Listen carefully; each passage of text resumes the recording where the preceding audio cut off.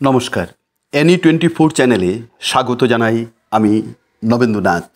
গত কিছুদিন থেকে শিলচরে একটি বেসরকারি হাসপাতালে রোগীর চিকিৎসাকে কেন্দ্র করে রোগীর পরিবার থেকে হাসপাতাল কর্তৃপক্ষ ও চিকিৎসকের বিরুদ্ধে উত্থাপিত অভিযোগ, একই সঙ্গে বেসরকারি হাসপাতাল কর্তৃপক্ষের পাল্টা পরিবারের বিরুদ্ধে তোলা অভিযোগকে কেন্দ্র করে সামাজিক মাধ্যম বেশ সরগরম হয়ে উঠেছে, যার ফলে একে অপরের উপর বিশ্বাসযোগ্যতা হারাতে বসেছেন। এতে সমাজে একটা বিরূপ প্রতিক্রিয়া সৃষ্টি হয়েছে। সামাজিক সংস্থা ইয়াসি এ ব্যাপারটি সমাধানের মধ্যস্থতায় এগিয়ে এসেছে। শনিবার ডিমাসা ভবনে এক সাংবাদিক সম্মেলন ডেকে ইয়াসির সভাপতি সঞ্জীব রায় উভয় পক্ষের কাছে আবেদন জানিয়ে বলেন যে জীবনজ্যোতি হাসপাতাল কর্তৃপক্ষ অভিযোগের তদন্ত করে তার প্রকৃত সত্য জনসমক্ষে উদ্ঘাটন করেন। সেই সঙ্গে পৌর কমিশনার নেবুল হোসেনের পরিবার হাসপাতাল কর্তৃপক্ষ চিকিৎসকের বিরুদ্ধে উত্থাপিত অভিযোগ প্রমাণস্বরূপ জনসমক্ষে তুলে ধরেন। ডাক্তার সম্বুদ্ধ ধর যেন মানবিকতার দিক থেকে ওই রোগীর একেবারে অপারেশনের ব্যয়ের টাকা ফেরত দেন, যাতে আবার বরাক উপত্যকায় নিউরোসার্জনের শূন্যতার সৃষ্টি না হয়। সাংবাদিক সম্মেলনে উপস্থিত ছিলেন সংগঠনের কেন্দ্রীয় কমিটির সাধারণ সম্পাদক প্রণয় নাগ, সদস্য ফাগুন রোহিত দাস ও আব্দুল মতিন খান। শিলচর থেকে সাংবাদিক নিহারকান্তি রায়ের রিপোর্ট। আজকে আমাদের সাংবাদিক সম্মেলনের মুখ্য উদ্দেশ্য হচ্ছে জীবনজ্যোতি হসপিটাল নিউরোসার্জন ডক্টর সম্বুদ্ধ ধর এবং সুলাই ওয়ার্ড কমিশনার নেবুল হোসেন লস্করেরকে নিয়ে যে প্রেক্ষাপট তৈরি হয়েছে, আমরা দেখেছি পাবলিক ডাক্তারের উপরে বিশ্বাস হারিয়ে ফেলছে, ডাক্তার পাবলিকের উপর বিশ্বাস হারিয়ে ফেলছে।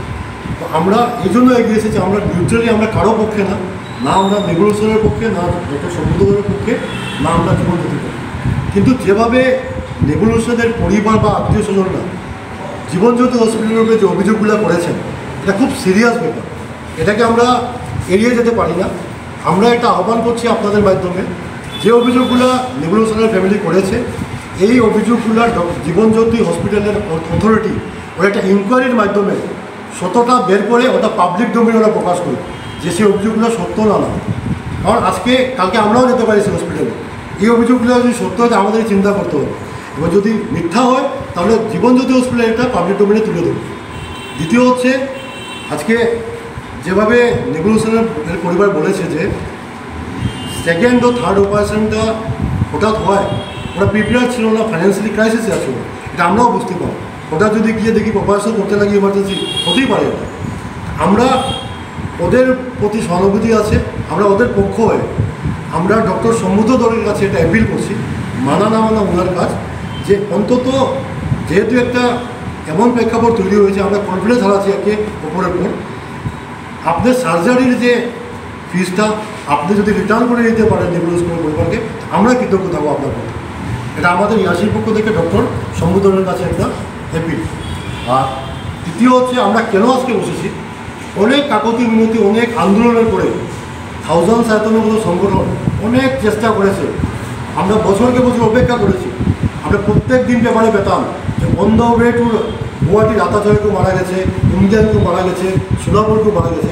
অন্তত আমরা নিউরোসার্জন পাওয়ার পরে এটা এখন শুনি না। আমরা ডেইলি 15, 20, 25, 30টা পেশেন্ট দিয়ে ট্রিটমেন্ট করা। আমরা চাই না যে আমরা বরাক উপত্যকারবাসী আবার যাতে নিউরোসার্জনকে হারিয়ে দিই। যা হয়েছে আমরা চাই এটা সমাধান হোক, নিজে বসে করি, যে ভুল হয়েছে ও ভুল স্বীকার করবে। যদি ভুল ট্রিটমেন্টে হয়েছে, নিশ্চয়ই যারা অভিযোগ করছে ওদের কাছে ডকুমেন্ট হবে, ওদের হায়ার অথরিটি নিশ্চয়ই যেখানে গিয়েছে ওরা বলেছে যে বিগত ট্রিটমেন্টটা ভুল হয়েছে। যদি এরকম থাকে আমরা নেবুল হোসেনের পরিবারকে বলবো সেই তথ্য নিয়ে আপনারা পাবলিক ডোমেইনে দিন যে ডক্টর সম্বুদ্ধ ধরের ট্রিটমেন্টটা ভুল ছিল। যদি না থাকে, যদি কোনো তথ্য নেই যে ট্রিটমেন্টটা ভুল ছিল, তাহলে এইরকম বলাও ভুল যে ডক্টর সম্বুদ্ধ ধর ভুল ট্রিটমেন্ট করেছিল।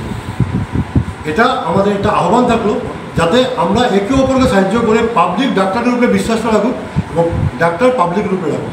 আর সাথে আমরা এই তিনটা দাবি নিয়েই সাংবাদিক সম্মেলন করেছি।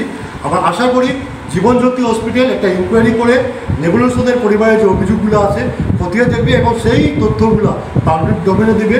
এবং নেবুল হোসেন যে ট্রিটমেন্টের কথা বলেছেন, যদি এটা সঠিক থাকে আমরা ওনাকে বলবো সেই ডকুমেন্ট নিয়ে আপনি পাবলিক ডোমেইনে আসুন যে সম্বুদ্ধ ধরের তথ্য ভুল ছিল। যদি ডক্টর সম্বুদ্ধ ধরের ট্রিটমেন্ট ভুল ছিল না, আর যদি আপনাদের কাছে তো তথ্য নেই, তাহলে অন্তত এইসব কথাগুলো সাংবাদিক সম্মেলন ডেকে না বলে বা পাবলিক ডোমেনে না এনে এটা বসে কথা বললে ভালো হবে। আর ডক্টর সম্বুদ্ধকে আমরা রিকোয়েস্ট করছি যে আপনি সার্জারির ফিসটা অন্তত মানবতার কারণে নেবুল লস্করের পরিবারকে ইনভাইট করুন।